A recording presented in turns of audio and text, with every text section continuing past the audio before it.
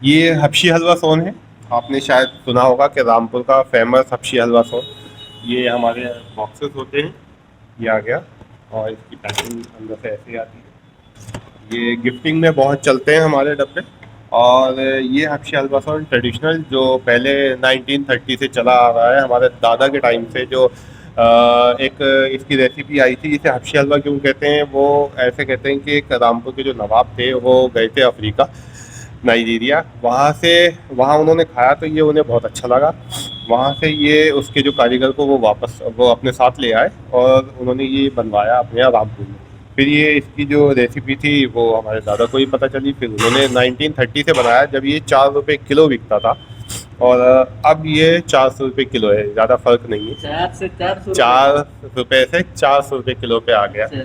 1930 से approximately 90 kilo, sorry 90 years हो गए इसको।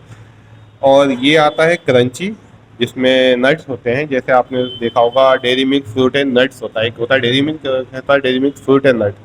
तो ये आ जाता है हमारा नट्स में। ये आ जाता है 500 रुपये किलो, ये आ जाता है 400 रुपये किलो।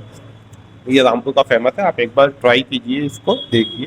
देसी घी का होता है, बहुत हेल्दी होता है। दूध, देसी घी, चीनी, शुगर, ये सब चीज़ें इसमें पड़ी होती हैं। और ये इसकी शेल्फ लाइफ भी बहुत अच्छी होती है, 4-5 महीने तक ये ख़राब नहीं होता है। इसे कहीं भी ले जा सकते हैं अपने साथ। और गिफ्टिंग में बहुत चलता है ये। 4-5 महीने तक खराब नहीं जी, होता। ख़राब अच्छा, नहीं इन होता। दोनों में डिफरेंस क्या है? देखिए, ये ट्रेडिशनल है, जो चला आ रहा था सदियों से। ये हमने इसको एक नया वर्जन निकाला है। इसमें एक क्रंच है, इसमें बादाम है, आप देख सकते हैं। तो ये नट से एक अलग टेस्ट इसका डिफरेंट हो जाता है। बस यही फर्क। हाँ। Thank you.